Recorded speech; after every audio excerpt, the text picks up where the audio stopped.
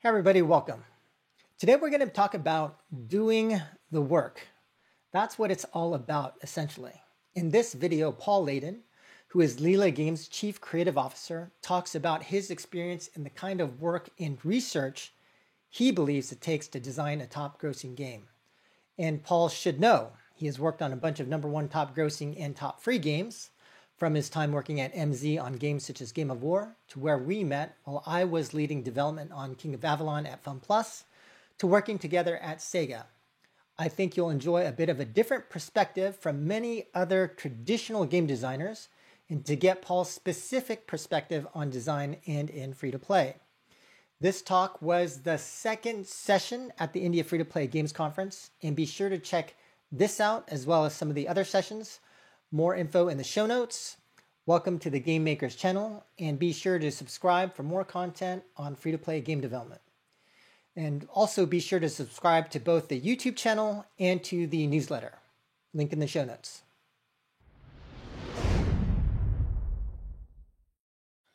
Yeah, so Joseph says I worked on a lot of top-grossing games, which is true. I worked with a lot of teams who produced a bunch of top-grossing games, and so first of all, I started off as just a QA tester, and then I got a chance to work as a designer. And recently, in the last previous discussion, someone said, "What about business versus passion?" I thought that was a good question. I think since the very first time I came into the industry, I really didn't know the difference between the two. You know, there's the AAA world, there's the free-to-play world, and there's supposedly this big difference between the two. I can go on a huge tangent about that. But for me, free-to-play and AAA were the same. I never really thought as free-to-play as like this evil thing that preys on human weakness for profit. And AAA is like this beautiful passion place where, you know, true passionate people exist. And that's a whole nother thing.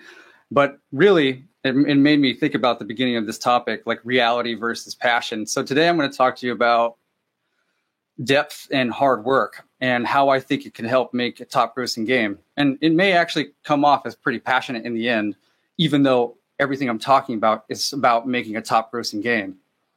I mean, if I were to talk about a top-grossing game, you would think maybe I'd talk about KPIs, K-factor, draining the economy, making sure you have reoccurring purchases, groups of users, putting them together, clever features, cohorting, events, sales, Christmas, Diwali, Thanksgiving, Cyber Monday, New Year's.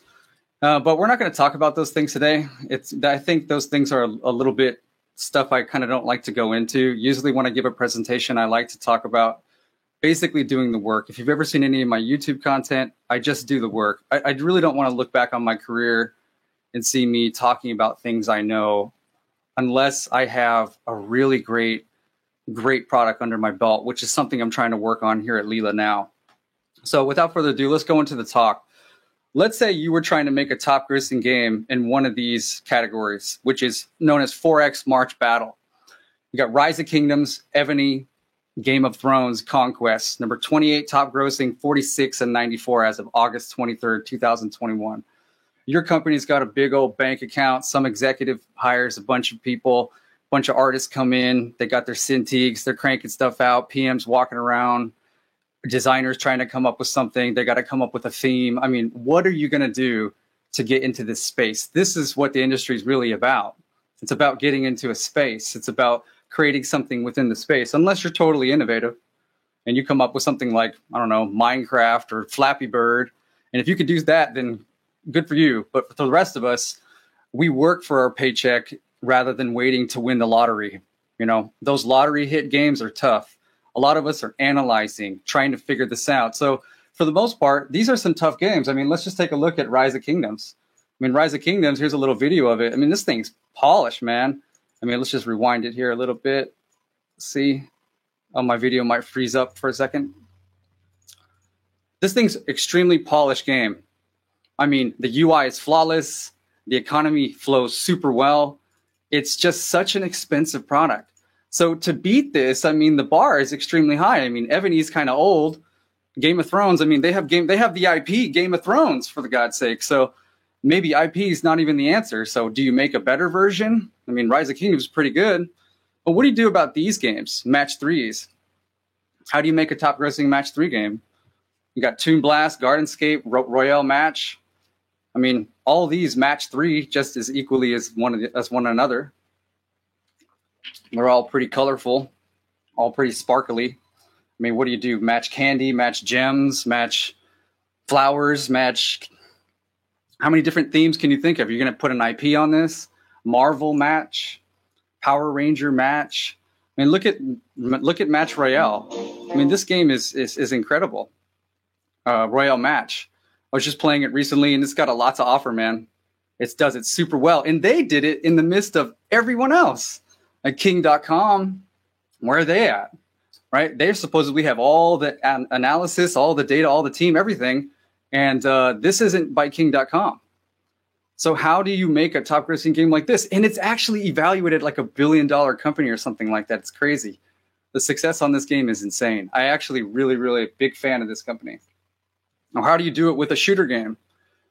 You got Garena Free Fire at top 25. PUBG Mobile, top 26 as of August 23rd, at least in the United States, and then Call of Duty Mobile, top 34. I mean, all of these games have characters that run around shooting guns. Someone gets eliminated when they're shot enough. I mean, how do you get into that space? What do you do? I mean, let's take a look at maybe some Garena Free Fire. I mean, this game's not that great looking, right? How does that work? How does this game become the top grossing game of all the shooter games? And that's a really big question, and a lot of companies want that answer. How do you make a top grossing game? Or a game that does well in whatever your target is, which mostly is top grossing. So here's a slide that kind of tries to explain it at a really high level. Now, by the way, I'm just making a presentation here. I'm just trying to have fun, talk about things. This isn't everything that people do, but it's basically high level what I think happens. So in the middle, you have this little illustration of a gaming company, and there's some existing experience there, right? Most people have existing experience. And above the black line, you see they want to hire the best. You know, we're gonna, you know, we're king. We got the money. You know, we're Supercell. We're gonna hire, right? We're Krafton. We're us. We got money. We're gonna hire the best in the world. So, oh, we got the designer from King.com. Oh, we got the designer from Supercell. Now we're good. Or maybe they're gonna use a ton of analytics. So yeah, we got analytics. You know, we're AppLovin. We're Zynga. We're Voodoo. We have so many games. You know, we know all the analytics. And what they hope to do in the space is to potentially make a game that's just higher quality, right? Maybe like Rise of Kingdoms was higher quality, right? It has maybe a unique approach with the features. And it's kind of hopeful that the new hires and the new data and all these things are going to bring you those results to a better looking product. You get the best art director, you got the best designer, you got the best systems designer. Now we got this. Or maybe you have a different strategy. Like you decide, you know what, we're just going to be like Garena Free Fire. You know, we're not going to be the best. We're just going to be the most performant. We're going to perform the best and be delightful across many devices. And that's one way to do it too. But it's still, again, a strategy. Or maybe you're going to be like what is that game, Royale Match, and you're going to be a little bit of all. You know, you're going to have a good strategy, better looking, and a unique approach to features. But this is sort of where I think most people kind of live in. And so let's take a look at what it's like to get a new hire for your top grossing game. And the companies are throwing around a ton of money for this stuff, right? So over here, you got a bunch of guys trying to get the job. This lady, she got the job. She got 5 to 8 plus years experience. She launched a couple titles. One was a big hit in the category that you want to get a top grossing game in. She interviewed super well, and she presented a really cool design doc. She's going to give you the edge. I mean, what does the company really hope from these great hires? And in fact, a lot of companies get really annoyed by this. They're like, geez, the CEO, you know, he keeps on hiring new people. He thinks that the silver bullet's going to walk through the door. We already have a lot of existing talent. And gosh, I mean, what's going on? So even just getting a new hire into the flow of things has its complications. But I think what people hope for is that this person has gone through a bunch of experience. I mean, she's played a ton of match threes, or seen UI that failed. Somebody's like, let's make the UI like this, and she's like, no, you don't want to do it like that. And she's looked at a bunch of databases and made live tools and been there for the Diwali sale, the Christmas sale, the New Year's sale, the Halloween, and she can actually make a game that's a business. But sometimes that's actually not the case. There's actually a lot of people who have a lot of experience who are actually not that good. Not that I'm good, but for example, you could work at PUBG for 5 years, but that doesn't necessarily make you good at the next shooter game. I mean, there's a lot of features there before you. I mean, you could have worked at King.com and launched the game that was a top grossing game, but maybe it was riding the back of a bunch of other successes. So what you're really hoping for is that the authenticity of the experience and the intuition is there. And what about the other side of the industry, which is analytics? And analytics, you have a few things that I just put down a couple here for fun. This little image here represents like a little database, and you got your little data person here. Your feature seeker, right? They're on LinkedIn. Hey, I found this battle pass feature. It's awesome. Or the feature measurer, like, hey, this feature is worth 3 cents because it's cosmetics. And at Zynga, we measured this as 3 cents based on the ARPDAU and all this measurement. Or the database of stuff. What is that, AppLovin's got all this information. Zynga's got all this information. What is that information? Oh, maybe it's like, we know blue is better than red, and we know scarecrows perform better than pumpkins, and we know that in the first 3 minutes, if you fail, you could, in the first 3 minutes of your gameplay, you're likely to quit. And if we can get you to spend in the first 10 seconds, then maybe you'll be a bigger spender. And this is just massive database of stuff. And so you have your lifetime per user stuff. People talk about the K factor and all these metrics. And there's even the platform researchers, people who say, hey, fish games do really good on Facebook, so we should make a fish game. Oh, look, there's a really trending thing on Steam. We should make one of those kind of games. Let's research all these things. And maybe this will give you the edge to your top grossing game. And this is sort of the same thing as a new hire, right? You're going to have data, you're going to have metrics, you're going to have insight, you're going to have marketing, you're going to have features, you're going to have basically experience and intuition.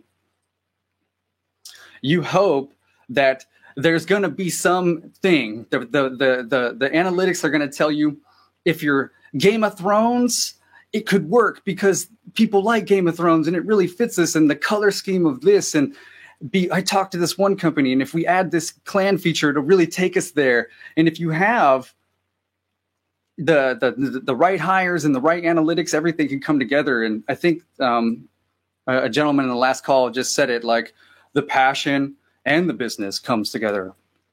And we have to shake hands. And I wanted to talk to you today about something that I'm just going to call depth and doing the work.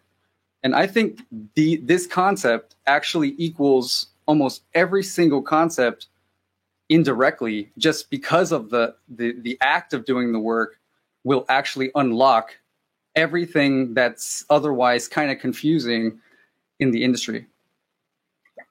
I'm going to use 2 examples for this: mobile shooters and maybe a match 3 example. So throughout my career, I worked in a lot of situations where I didn't feel like I was as good as some of the people around me.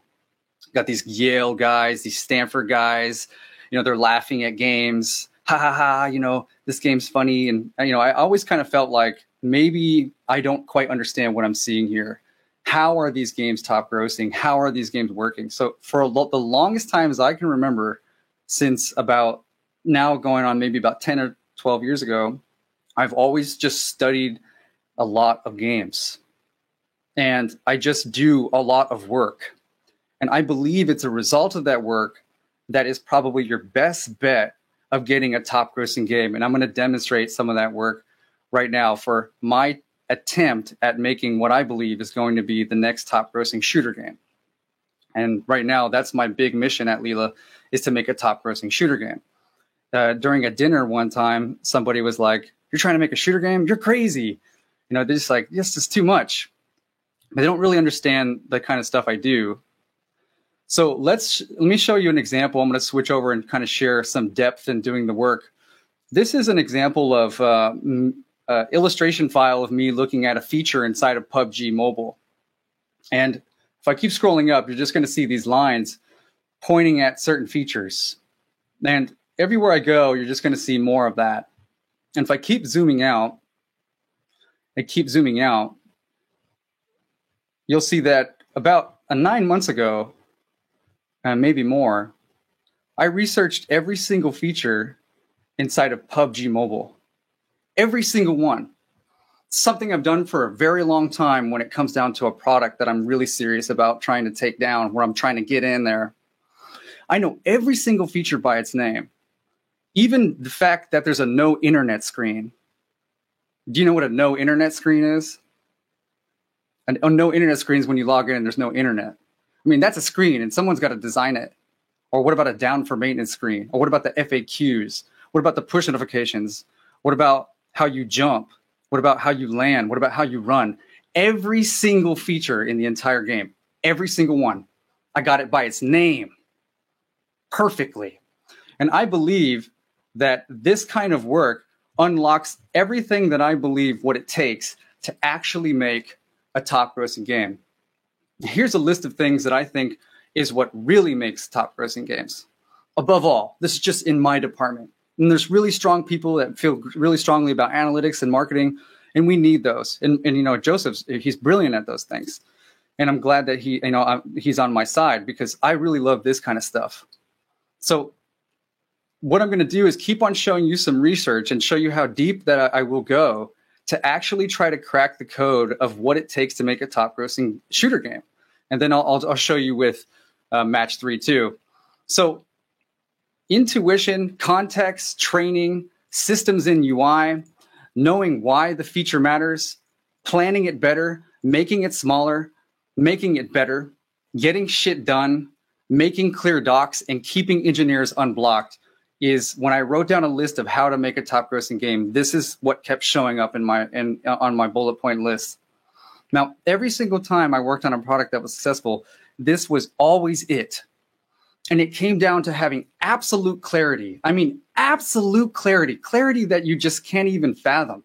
The kind of clarity that makes most people go, are you serious, dude? Like when I talk to some of the designers that join the company, and I tell them and I show them some of the work that I'm doing, they're like, holy crap. And this is nothing. I can tell you so much about shooter games over the last year of research. I mean, even 9 months before we raised money against this company, I had already had research like this. I could tell you everything about a shooter game. I could tell you what the sun looks like in Call of Duty Warzone. I mean, let's just pull up a Warzone study real quick. Here's the Call of Duty Warzone study. This is just more screenshots. It's going to just look like a crazy amount of work. I'm going to scroll in and look at for the sunlight. Here we go. The sunlight. It's this nice dewdrop. It's a nice dewdrop. Or what about the sunlight in PUBG Mobile? It's like 6 lens flares that kind of pull back, and they're all octagon shape. We'll go ahead and pull that up for you here.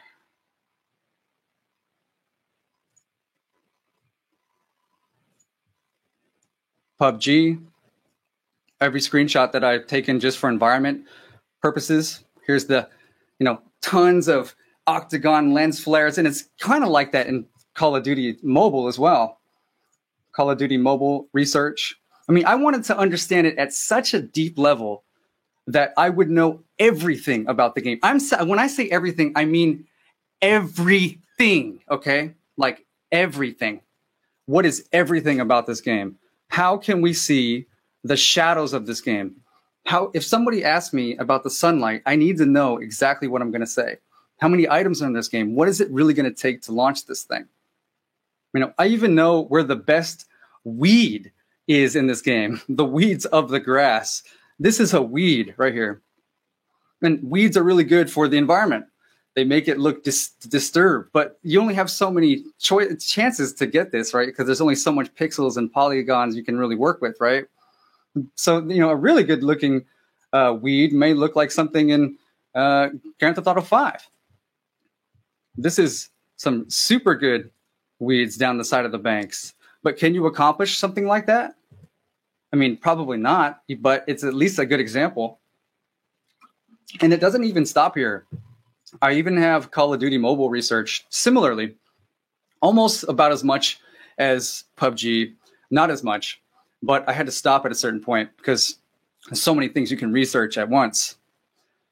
And so I can get a feature list down to such minute detail that when I'm working with a PM, or when I've showed some CEOs back in the day, and they say, man, this feature list is crazy.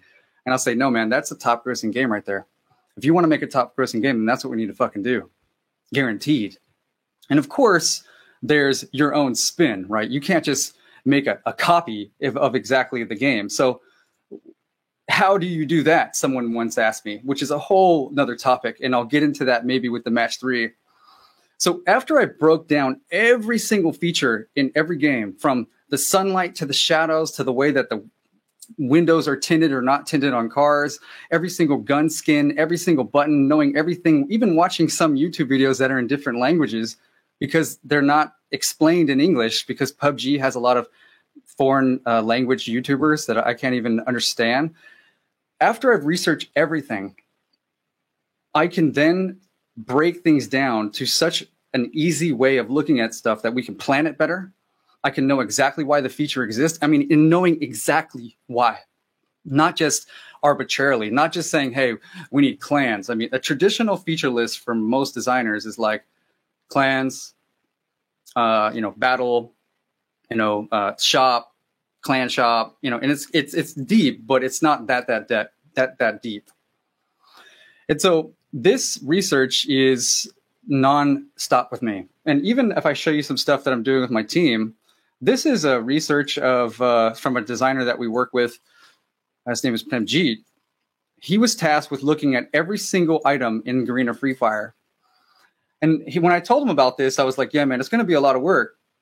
And he's like, holy crap. I mean, if I keep scrolling out here, this is such a tremendous amount of work that it's almost just ridiculous how many screenshots this is.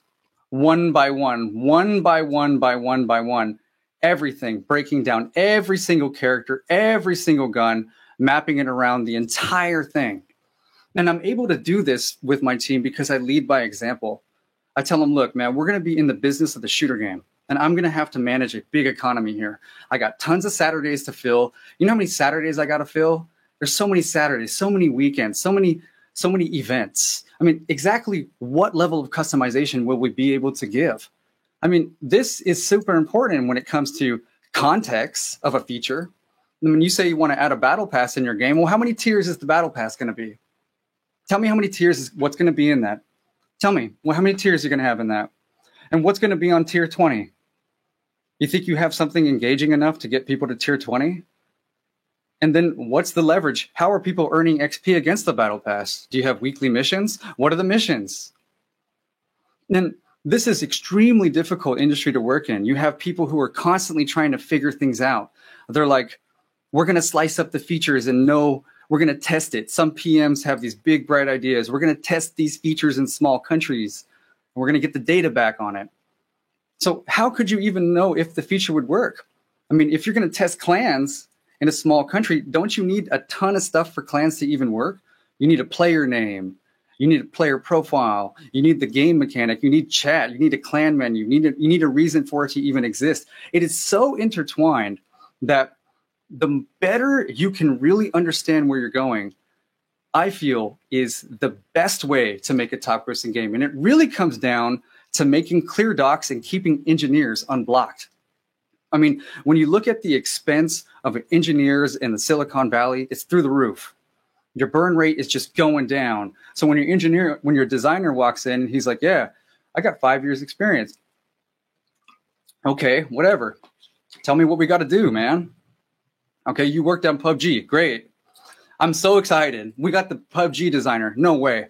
I bet you if you sat me down next to the best PUBG designer, he would be blown away that I've never made a shooter game because I've done so much work. It's just totally unreasonable.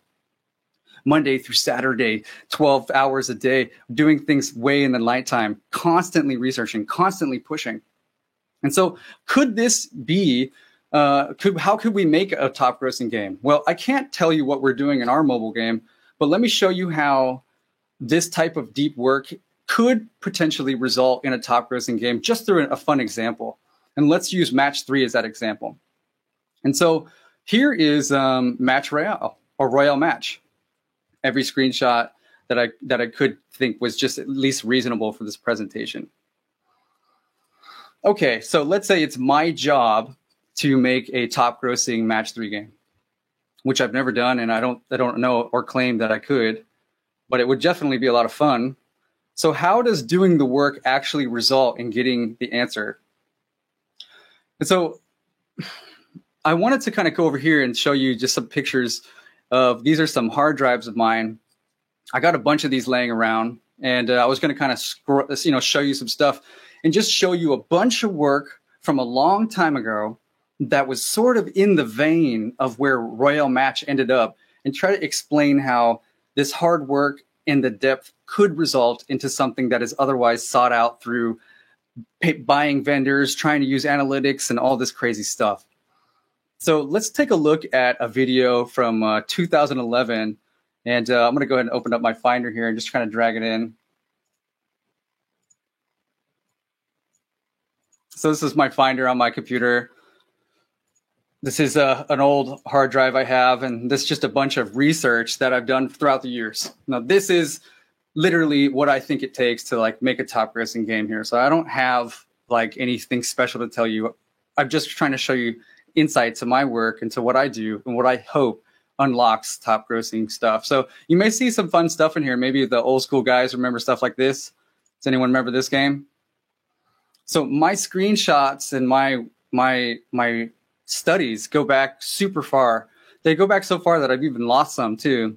Early game design, because I started luckily right when the iPhone came out, and I just love free to play. And so let's take a look at, I don't know, like a crime story tutorial.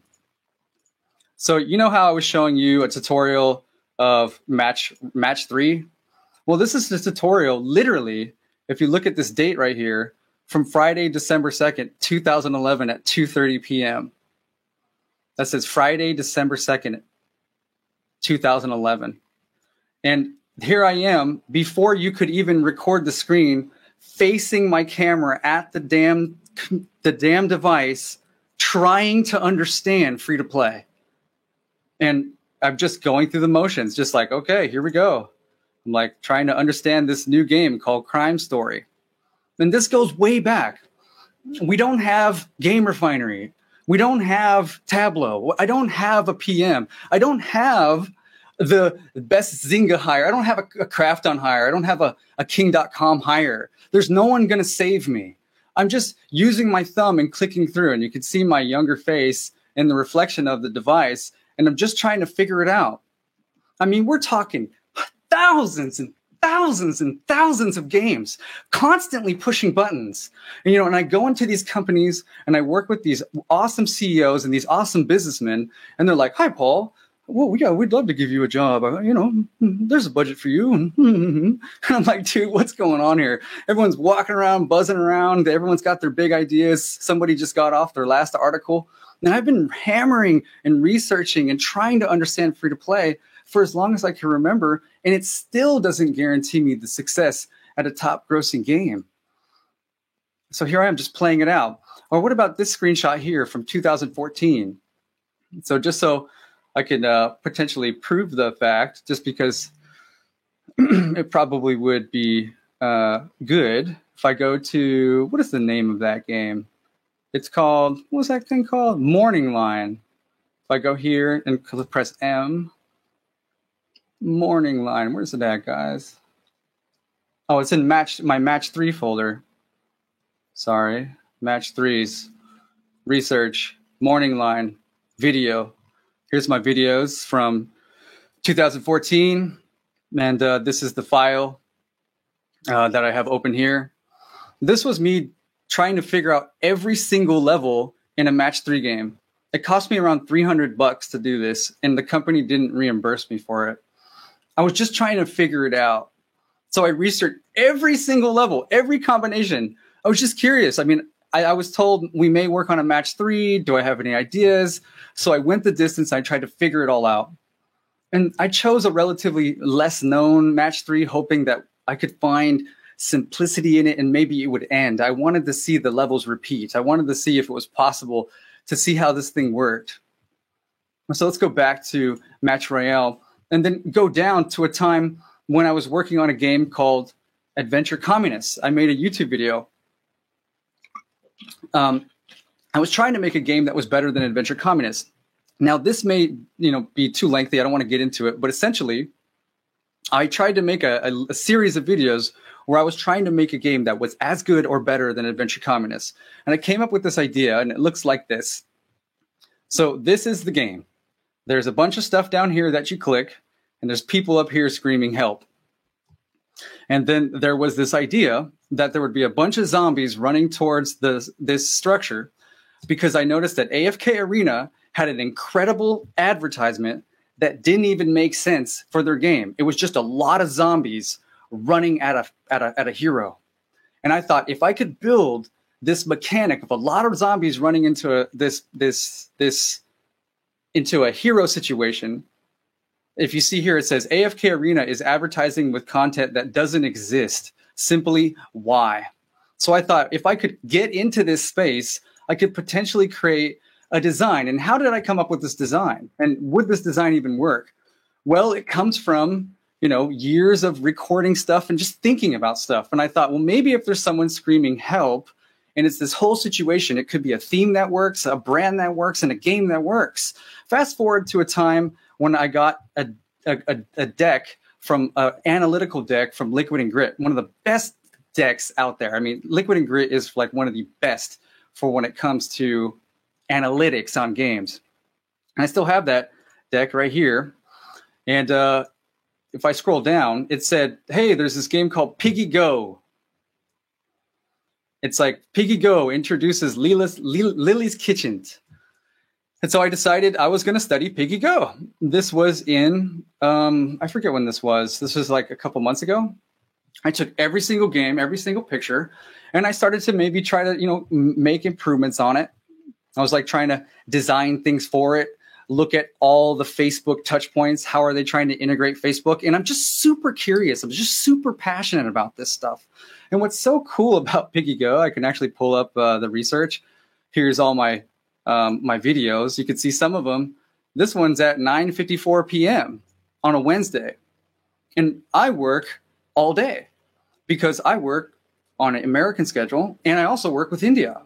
So I'm doing this stuff. I mean, my investors don't want me researching match 3 games. I mean, do they? Does Joseph want me researching a match 3 game? I mean, I'm supposed to be working on shooters. But the thing is, I just can't stop because I have to know, because there are serious consequences for me pretending that I do know. There's serious consequences for me writing articles and taking podcasts and spewing out a bunch of information that may not be right. I just want to be right. I just want to win. The only thing I want to do is make a game that changes the lives of the people who play it, changes the lives of the people who work at the company, and then changes the lives of the investors who invested in the company. This is what I really want to do. And so what I noticed is that on the second login for Piggy Go, there was this really funny moment where it said, you unlocked a new feature. And that new feature came into the form of this girl who was screaming for me to open up this cage. I got to find it. You guys got to see this. It was so cool. I'm not be able to find it that quickly. I thought it was on the session too. Where you at, lady? Well, it looks like she's already freed. Well, let me show you what I found in my research. I found that there's this girl who's screaming for help in a cage. And I was like, damn, I was just thinking about that. I mean, just like a year ago, I was trying to design a game that was lucrative in 2020. And here I am in 2021, and I saw this help. And it doesn't really mean anything. Like, it doesn't really fit the game that well. But it's interesting, right? Like, she's basically a feature, and the feature is in the form of this lady, and she unlocks. You have to free her from the cage, and it really means nothing. And it never happens again, ever. It's just that one time she's in distress. And then she thanks you and she becomes this menu, which is the menu that I was looking for when I first looked for this doc. Now let's fast forward to Match Royale. And Match Royale is really cool. Royale Match. They have the clear indication of a castle right here. Super nice. And then they have this guy who's about to get crushed by a wall. And right before I just downloaded this app, I read the top review. And the top review says this: I have played all 951 levels. And he says, this shows the game as playing to save the king in different predicaments. I have played all 951 levels and rounds, which are just harder repeats of the previous played levels, and only played 2 or maybe 3 rounds in which was consistent with the ads. And when I saw that, I was like, I know exactly what they're doing. It just crossed my mind like that. Bam! I was like, I know exactly what they're doing. This was exactly like the feature that I was doing over here.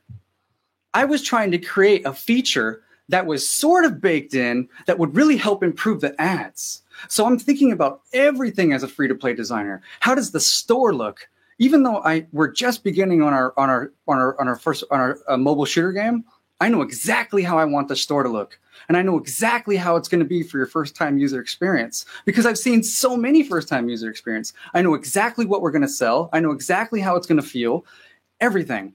And when I saw them do that, I was like, wow, they are actually creating a feature where you build. And what's funny about Piggy Go is that Piggy Go actually builds stuff too.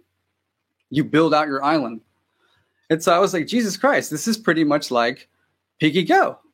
I mean, it's also kind of like the game that I came up with a little bit. I mean, it's like there's a space down here in which I do the action. I mean, this is the bottom half of the game. And then this is the top half where this person's saying, help me. Now, did I come close to that? I mean, and to some degree, yeah. I mean, yeah, kind of. That's there. I mean, this was just a YouTube video gag. I wasn't even designing this for a company. And so could I have come up with this game? I mean, could I have come up with a game that was as good as this Match Royale game? I mean, in 2011, I was researching tutorials. 2014, I was breaking down every match 3 that that I could get my hands on. And I'm doing all this work in between then and there. And 2020, I'm making videos on games that have help features that also elicit emotion through advertisement stuff. And in 2021, I get a deck on Piggy Go, which has this build your city, help me feature. And then I see this game hits top grossing. And I was like, damn, dude, it's one of those things where you're like, come on, I'm so close. I'm so close. Like, this is it, man. We are making free to play.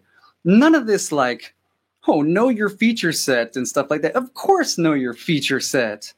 You know, there's a lot of CEOs, they take podcasts and they say, make and break your game faster. Or they say, get to market quicker. And no, why would you build a game for a year if you don't know it works? Let me ask you a question.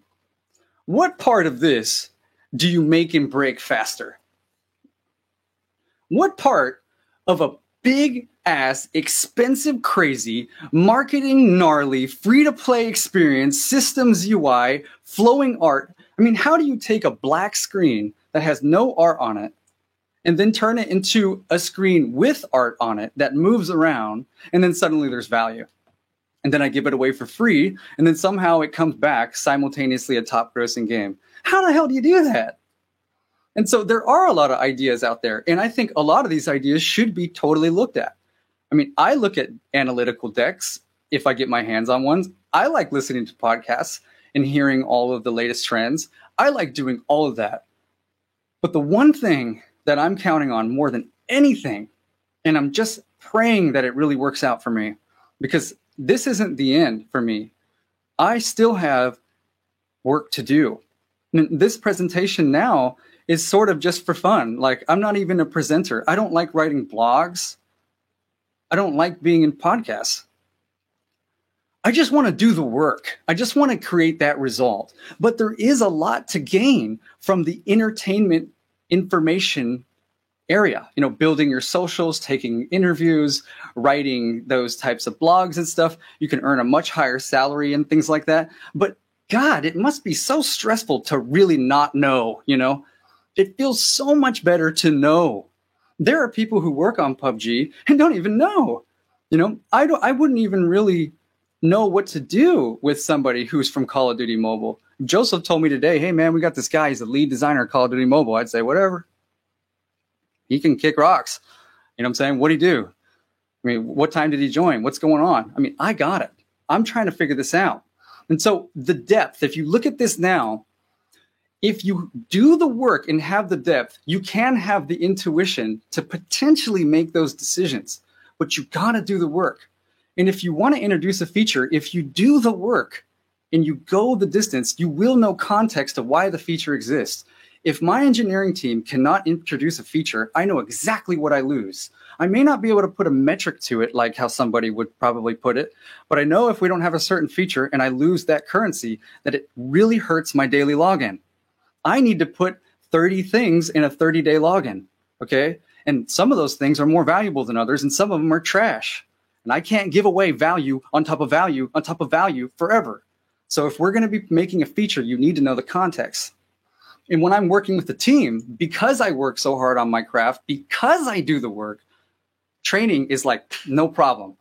I don't train by tyranny. I'm not like, hey, man, you need to research every Garena Free Fire asset in the whole world, which is insane. I could not believe that this gentleman actually finished that research. I knew it was going to be a big job, but when I saw it, I was like, holy crap, Garena Free Fire is freaking insane. I mean, look at all these screenshots. I was like, Jesus Christ. Their strategy, I started to see it like, God, their game's not that good, but they got every artist in the world working on this thing. And so I could train because I've seen a lot of things. If I have someone working on missions, I could say, okay, you're going to be working on missions. I don't have the time to do it, but check out Fortnite. This mission was hecka good. Also, check out this game. Their missions are really good. We probably want to do a blah, blah, blah.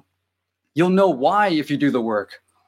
Sure, you can hire someone and you can do all those things, but you need someone in your team who does this. You can plan it better. When my PM says, hey, I'm a PM, I've joined the company, I'm very nervous. Joseph has given me the opportunity to work here at Leela. I need to be successful. I say, I got your back. I can tell you every single feature. Look at this. We even had a designer research every single movement inside of PUBG Mobile. This is every single movement. What it's like to vault, what it's like to vault tall walls, what it's like to fall off something, what it's like to fall off something in the perspective. It's a little clip video of a second video of some dude falling. We have our own channel on YouTube where we upload these videos, and that's what it looks like to fall. This is what it looks like to fall from another angle. Doesn't somebody have to design the falling animation? Shouldn't there also be a landing animation? Now, I'm not sharing this because we're going to be making a PUBG game. We're actually not. I wouldn't even want to do that. But isn't my goal to make a top-grossing shooter game? You bet your ass it is. And so don't I need to know everything about shooters? Hell yeah. I need to know more about shooters than a shooter professional knows about shooters. In fact, I would be suspicious that somebody who works at a professional shooter company may be actually a little lazy. I, with my team, who's never built a shooter game, might know more about the broader spectrum of shooters than somebody who claims to be a professional 5+ year shooter experience veteran. We are trying our best. So if you go into knowing why or planning it better or make it smaller, you got to get your product out, man. You got to get it out. The vision's already too big. You got to cut. So how can you cut with context and intuition? How can you make the feature better? I mean, I was looking at features in a live study. I don't know if this is going to load quickly. This is me studying every single live feature in every single party up feature and chat feature in Fortnite. I studied every single chat feature in Call of Duty. This is all my research. I didn't ask anyone to do this. This is all mine. This is mine. And I studied across apps, from the craziest streaming apps, from Bigo Live to LiveMe and many, many more, trying to see how friends work in Instagram and TikTok and everything. How can we improve the social system, the friend system, the party up system? How do we make it better? And then how do we get shit done? Well, we get shit done with the clarity. Because we have a massive amount of work ahead of us, it's supposed to help us move faster. Now, sometimes the amount of detail that I require and desire as a designer is so much that it seems kind of crippling. And my PMs and Joseph himself will say, Paul, you need to hurry the hell up. And so I don't get extra time to do this. I have to work the extra time to get the luxury to have this. I don't say, hey, project, every engineer has to wait for me. We want to figure out every run animation. We still have to get shit done. So I work an extreme amount to do this. It's not something I'm exactly proud of, but it's something I'm just stuck in. Okay? I don't agree with everything about the industry's work hours and work ethics. I'm just a part of it. And finally, we make really clear docs to keep the engineers unblocked. When an engineer sits down, junior, senior, broken English, whatever, you sit down on my doc, it's going to be so specific. And there's so many different things I do to make them specific, like as far as details inside of mock-ups and things like that. And this is what I believe what really creates a top grossing game, at least in the areas that I've worked. Now, I have seen hires come in from analytics and marketing and stuff, and they add tremendous value. But no marketer can help a game that's not done. No analytics can be done to improve the performance of a game that doesn't even run or work. So it takes a tremendous amount of effort, in my opinion, to try to figure out a free-to-play game, even a casual one. And I've been trying to figure it out for a long time.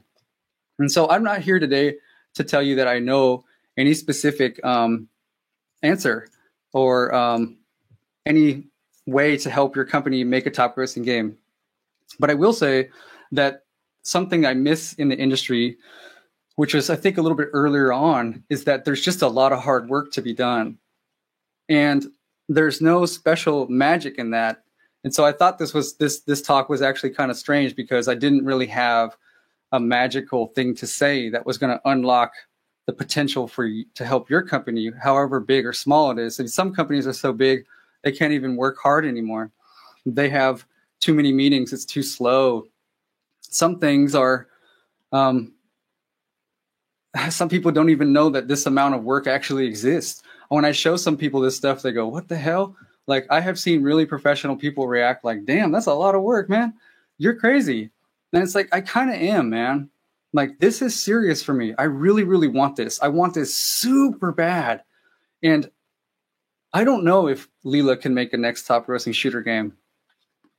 There isn't anything that I'm certain of that could do it, except for this. This is what I'm betting on.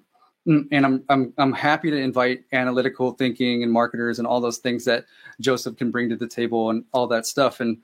But for the most part, I believe that to get your game to a top grossing rank in an innovative spot, it's going to require depth and it's going to require work. And that will bring you so much knowledge and feature understanding. I can't even really read an article these days. Like, I see an article and I'm like, whatever, it's old. They're writing articles about a game I already seen. When they went to bed, I was still up. When they woke up, I was already awake. When they talked about the feature, I already saw it. It was just entertainment. So if you dig in hard, you will find the answers. You will have the context. And when you bring in those professionals, you have to check if they have that depth. You bring in a new hire, you have to make sure they have that depth. And if you don't have that depth in your company, it's something you really should think about having. Maybe you take someone aside and say, hey, look, when's the last time you really went the distance to understanding a feature for real? And see how you can work that in. Personally, I research games about, when I can, maybe about 3 hours to 2 hours, 3 times a week. So a Monday through a Saturday, I might do it a Monday, Wednesday, and a Friday. And some days I do it even more. And this includes recording things. And it's just crazy at this point. I just can't stop. And so that's the end of my presentation, which is just doing the work and, hoping for the best. Because you think about those guys who made Royal Match. Why didn't King do that? I mean, King had a bunch of money. They had an expensive designer, right? They had an expensive analysis, but it didn't really work. And somebody else did it with just pure hard work. What's up, guys? All right. Thanks for the talk, Paul. We're a little over time, but we are going to start our next session with Avinash. I'll let you go ahead and introduce your session, and Paul and I will drop off right now. Guys, thank you guys. Bye now. Thanks, Joseph.